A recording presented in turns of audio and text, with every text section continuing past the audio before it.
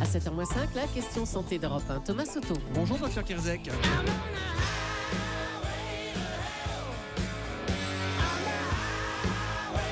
C'est fort et c'est normal.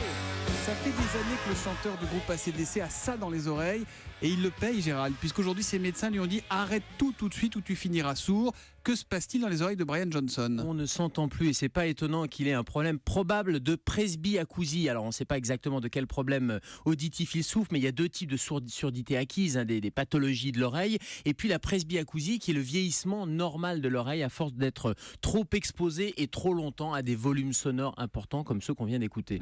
Mais les artistes ont souvent des bouchons, ça protège pas ça ?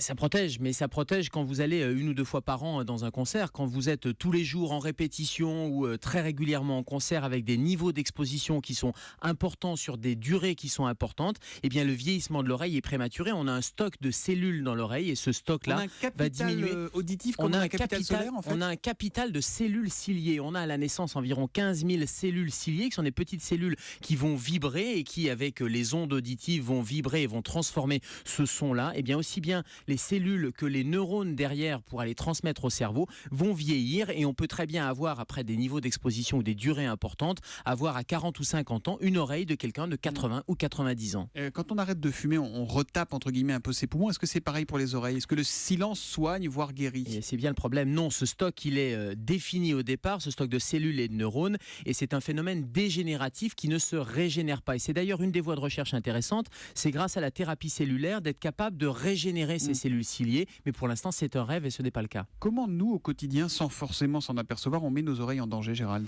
Il faut faire attention parce qu'il y a une législation sur le travail, sur les niveaux d'exposition, il y a une législation sur le volume des écouteurs dans les baladeurs, c'est limité à 100 décibels, c'est la règle européenne, mais au quotidien on peut rapidement atteindre des seuils de danger, notamment une tondeuse à gazon toute bête où il n'y a pas de législation particulière sur la durée d'exposition quand vous tondez votre gazon, c'est 85 décibels, donc on dépasse déjà le seuil de danger, et une sirène d'ambulance, pourtant on essaye de limiter le volume et l'utilisation de ces sirènes, c'est 105 décibels, donc on dépasse largement des volumes qui peuvent être délétères pour l'oreille. Dernière question, est-ce qu'il y a des rythmes qui attaquent moins que d'autres ? Est-ce que Mozart à fond dans le casque, c'est moins mauvais qu'AC/DC ?